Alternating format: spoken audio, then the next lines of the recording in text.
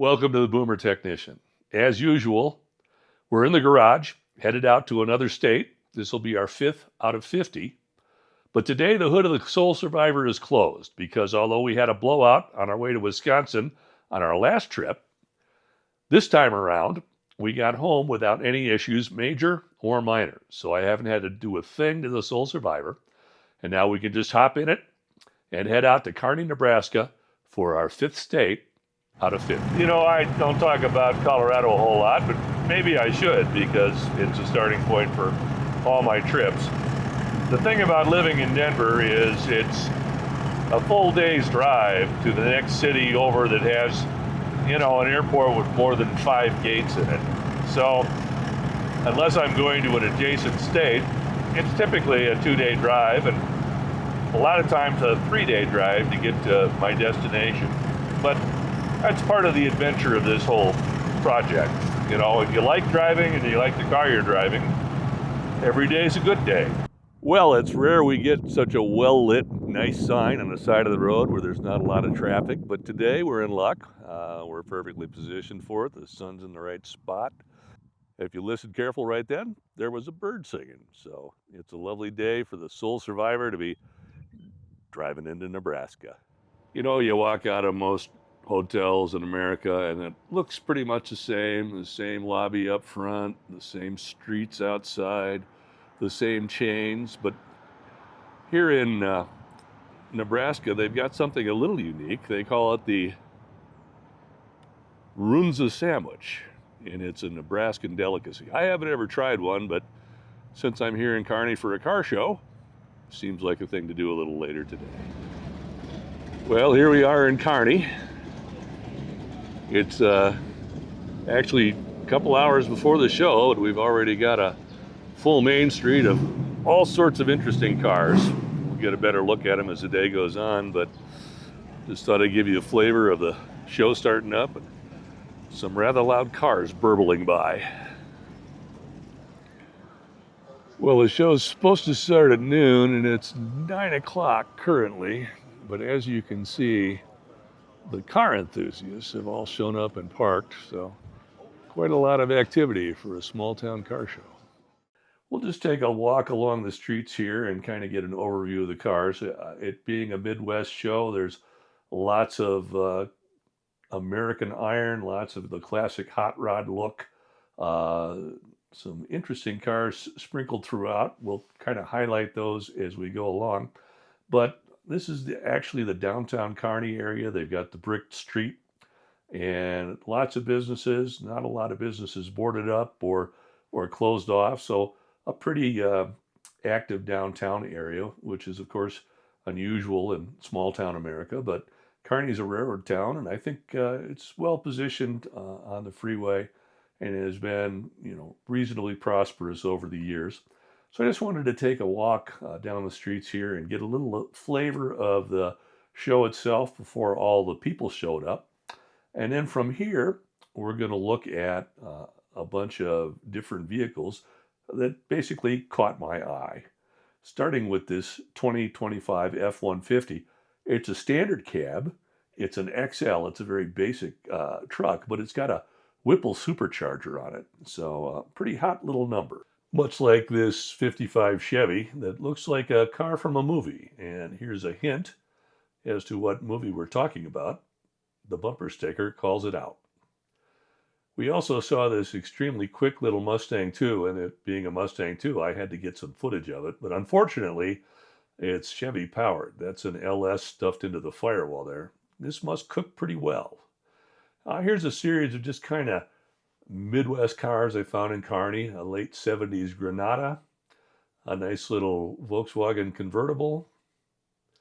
Well, these aren't exactly Midwest cars, but kind of fun. And a 2-stroke Saab. Okay. Back to the domestics, we have this Chevelle wagon with some interesting custom features. We've got a mid-70s Malibu Classic, followed by a big Pontiac, and then this very nice Firebird convertible and a 70 Mustang. I love those.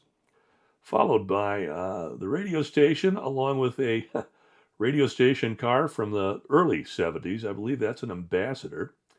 Here we've got a Ford Skyliner. If you're not familiar with these, you can always spot them because they have an exceptionally long rear deck to clear that power roof mechanism. And in quick order, we have a Studebaker convertible, an Oldsmobile Starfire, and a VW Thing, which wraps up our unique automobiles. So here's some footage from the actual car show. You can see it was very well attended, and one of the things I found unique about the Kearney Show was there were a lot of young people there. Matter of fact, I had a couple of young men walk by, and I asked them to line up and pose for me so you get a good look at some of the younger car enthusiasts around. Kind of neat to see folks like this at a car show. And here I've got my good friend Robert Kennedy. Well, not that Robert Kennedy.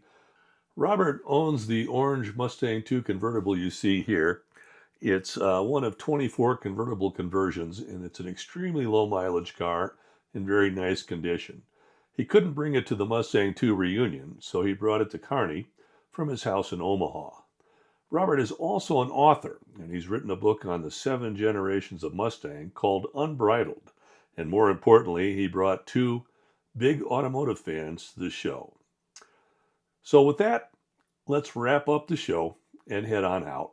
I guess it goes without saying that Kearney's got a lot of cornfields nearby, but they also have the American automobile experience. Little museum on the outskirts of town, and we're going to go inside and check it out. Okay, I'm told this museum is larger than a football field, and a lot of the cars here are from the 50s, 60s, and 70s. So right there amongst us boomer enthusiast years. The museum was started with a collection of pre-war cars, but those were sold off to move into a more current stable of vehicles because, the pre-war cars just aren't that relatable anymore. Well, you all know I'm a sucker for a second-gen Corvair coupe, and all of these cars are beautifully presented. As I understand it, they're all donated to the museum or on loan to the museum, so the museum doesn't have a permanent collection of cars, just a lot of cars that come and go, which means it's a great place to come and visit because you'll probably see some new cars the next time you're here. Well, this is kind of neat. We've got this checkmark Ford with a before and after presentation, fresh out of the field and fully restored.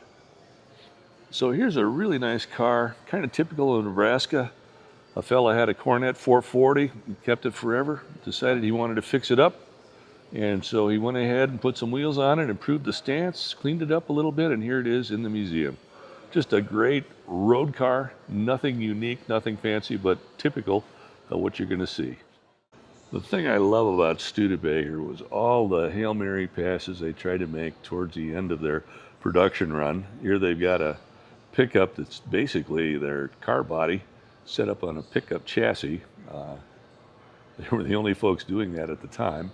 And of course, it didn't end up working out, but those folks in South Bend were working hard to keep the factory going and keep the doors open for their employees. No matter where you go in the car world, the Mopar boys are there representing with their heavy-duty hardware. While this looks like your basic GTO, it is in fact a Le Mans with a 455, the full power pack, because GTOs were not available in a convertible. So the owner wanted a GTO power and a convertible body, and bingo bango, here it is. So kind of unusual, thought I'd share it with you. Well, I was told they don't have a lot of pre-war stuff, and then I encountered this absolutely beautiful 34 Airflow. If you don't know anything about these cars, spend a little time on the internet. They are technological breakthrough after technological breakthrough. They really set the stage for all the cars built in the next 10 years with some innovations that nobody had been thinking about, but they really improved the way the cars drove and rode. Well, here we have an import row starting with the Metropolitan, which was a captive import out of England. And I don't even think they sold them in England. They were strictly an American product, but built there. And we got a little Crosley. And then we go with the rest of the import. That Volkswagen, of course, was a very common sight nationwide when it was new. Then we got a Mercedes. Probably the nearest dealer for that would have been in Omaha. And then out back, we've got some even more exotic stuff. So not a very common sight here in Nebraska. They were a bit of a battle to keep going. So points to the owners for their passion of their cars. Well, I did stop at a Runza. Actually, I stopped at two of them. The first time I picked up what they call the Runza sandwich, which is probably best described as a Hot Pocket, but that's not very fair because I think Hot Pockets stink, and this was pretty good. But the second time, since I'd already tried the Runza, I decided to try their hamburger, and it's a big surprise. It's a really good burger. The double cheeseburger, and it had more meat than bun, and the meat was good and the condiments were tasty. So, you know, try a Runza sandwich when you're in Nebraska if it's something you want to explore. And if not, you know, it's a good place to stop for a burger. And if you've got some folks along on the ride who don't want burgers, it's a good place to stop and get a little variety over all the other fast food options. I'd be remiss if I came to Kearney and didn't come down to Minden, about 12 miles to the southeast, and check out Pioneer Village. It's been here forever. I think it was set up before the boomer technician was walking the earth by a guy named Harold Warp. And he had this little building full of all sorts of history, and he's expanded out to the back. As I said, this place has been around longer than I've been walking the earth. I did visit Pioneer Village when I was a young man, but since I'm here solo and don't have the family along, we're not going to go inside. But I do recall there was quite a few classic cars that somebody told me have been sitting there so long they've got dust from 1970. Well, there I was rolling along happy as a clam, and I glanced down at my fuel gauge, and we are dead on empty. I see a water tower here. That means we got a town nearby, and hopefully it's got a gas station. It's open on a Sunday. Well, here we are in Funk, Nebraska, and I would indeed be in a funk if it wasn't for automated fuel pumps. This gas station is closed, but the pumps are on, and they took my card. So thank heavens for that. I think it's another 15 miles to the next fuel pump, and I'm not sure I had enough gas to make that happen. We're home from Nebraska, and outside of almost running out of gas, I didn't have any mechanical issues on this trip whatsoever. Round trip to Kearney, bing, bang, boom, gone and home. Perfect. So once again, we won't have to spend any time prepping the Soul Survivor for our next trip because we're good to go. So with that, let me remind you, no matter where you go, there you are. Yeah, that's the result of a serious smoke show. And gone with the wind.